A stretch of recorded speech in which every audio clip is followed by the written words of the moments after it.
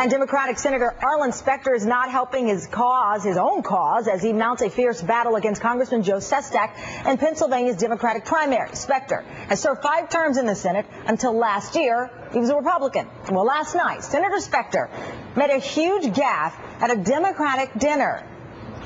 I thank the Allegheny Republican Committee for endorsing me for Democratic nomination. Great pleasure to be endorsed by the Allegheny County Republicans, and together we'll win for victory.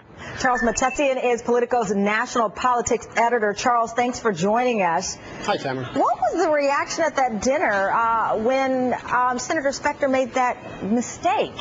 Well, I think it was a lot of nervous laughter. People were obviously did not expect this to happen. And the second time, there was not only nervous laughter, but a lot of no, he didn't looks to each other. So people were pretty surprised by that.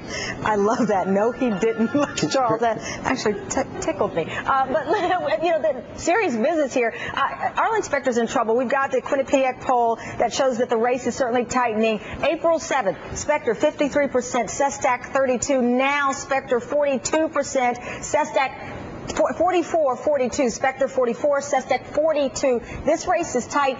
Mr. Specter cannot afford those kinds of mistakes when on your site, it reports that Democrats are still suspicious of him.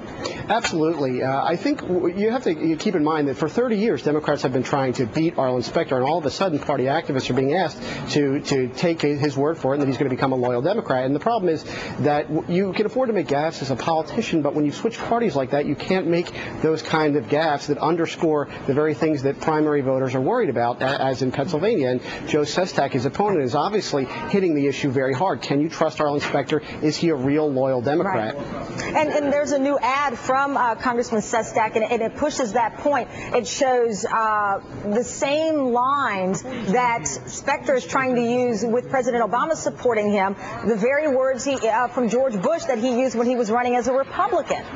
Right, and the whole debate shows the restiveness of the party base. I mean, it's happening not only in the Republican Party, but in the Democratic Party, and there are a lot of party activists that are saying, you know, they're not going to take their marching orders from either the White House or the state Democratic establishment, both of which have weighed in very heavily behind Arlen's bid. Well, it is an interesting development. That is a hot race, and we're going to be talking a lot about it. Charles, thanks for coming on with us. We appreciate it. Thank you, Tamara. And I think you have the line of the day. Thank you.